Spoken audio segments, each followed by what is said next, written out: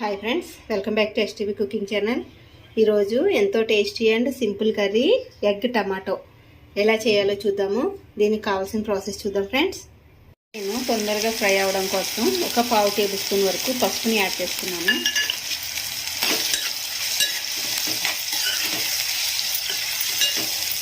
ఈ onion fry అయ్యేలోపు మనం బాయిల్ చేసి పెట్టుకున్న ఎగ్స్ని 5 పెంకు తీసుకుందాము.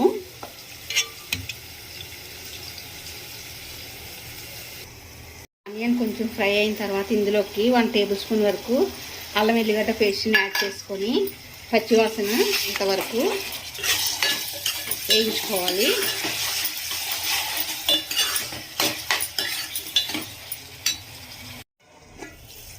ఇలా ఆనియన్ మంచిగా ఫ్రై అయిన తర్వాత ఇందులోకి ఒక 3 మీడియం సైజు టమాటాలను కట్ చేసుకొని వేసుకున్నాను. వీటిని మంచిగా సాఫ్ట్ అయ్యేంత వరకు ఫ్రై చేసుకోవాలి.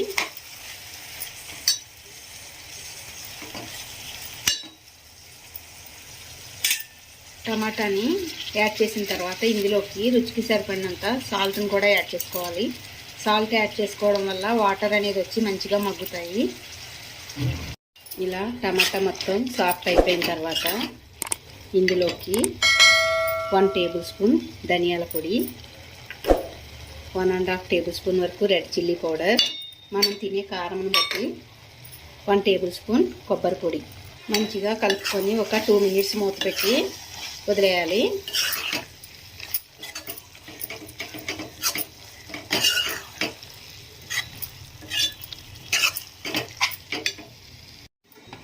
ఇప్పుడు ఇది ఇలా మంచిగా మగ్గిన తర్వాత ఇందులోకి ఒక 1/2 గ్లాస్ వరకు వాటర్ని యాడ్ చేసుకొని మొత్తం మంచిగా కలుపుకోవాలి.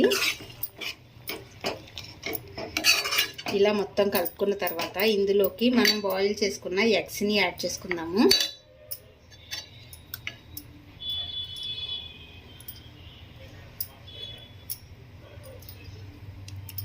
ఇలా ఎగ్స్ని మొత్తాన్ని యాడ్ చేసుకున్న తర్వాత ఒకసారి కలుపుకొని మూత పెట్టి ఒక 5 మినిట్స్ ఉడికించుకుందాము.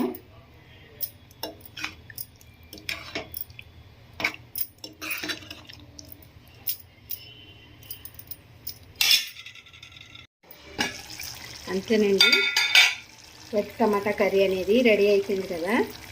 ఇప్పుడు ఇందులోకి మనం కొంచెం కొత్తిమీరని యాడ్ చేసుకొని ఒక 2 మినిట్స్ ఆగి సర్వ్ చేసుకోవచ్చు.